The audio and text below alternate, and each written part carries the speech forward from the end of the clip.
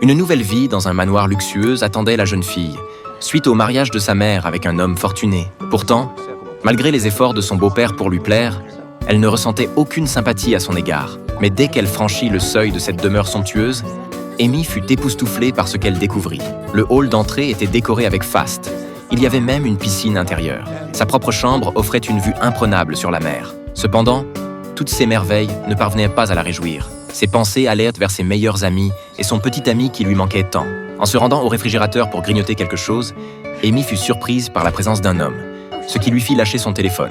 Alors qu'elle s'apprêtait à le ramasser, l'expression menaçante du chien la fit sursauter. Brandissant une poêle, elle était prête à en découdre. Jack ne s'attendait pas à ce que sa nouvelle demi-sœur ait un tel tempérament. Lorsqu'il s'approcha soudainement d'elle, Amy en resta bouche bée.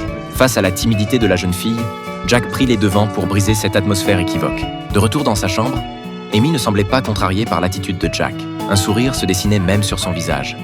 Le soir venu, pour célébrer l'arrivée d'Amy, son beau-père organisa un dîner de bienvenue en son honneur. Sa mère pensait qu'elle porterait la robe de soirée somptueuse qu'elle lui avait préparée. Mais c'était sans compter sur l'esprit rebelle d'Amy, qui opta pour un collant noir. Jack ne pouvait détacher son regard d'elle.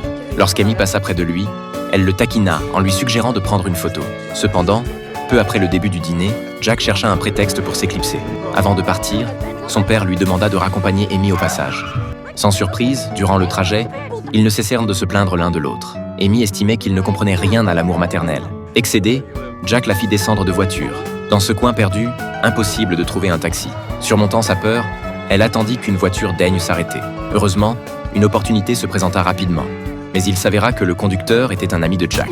À travers leur conversation, Amy apprit que Jack était pressé de se rendre à une fête. Elle décida alors de changer sa destination pour le rejoindre, bien décidée à trouver le moment propice pour se venger. À peine arrivée sur place, elle aperçut Jack en train de s'amuser. Se remémorant la façon dont il l'avait abandonnée au milieu de nulle part, la colère d'Amy ne fit que croître. Profitant d'un instant où il se rendait aux toilettes, elle lui asséna un violent coup de poing au visage. Amy comptait bien rapporter toutes ses folies à son beau-père. Mais Jack n'avait pas l'air effrayé ni suppliant. Au contraire, il affichait un air calme et décontracté. Il se rapprocha même dangereusement d'elle, faisant s'emballer le cœur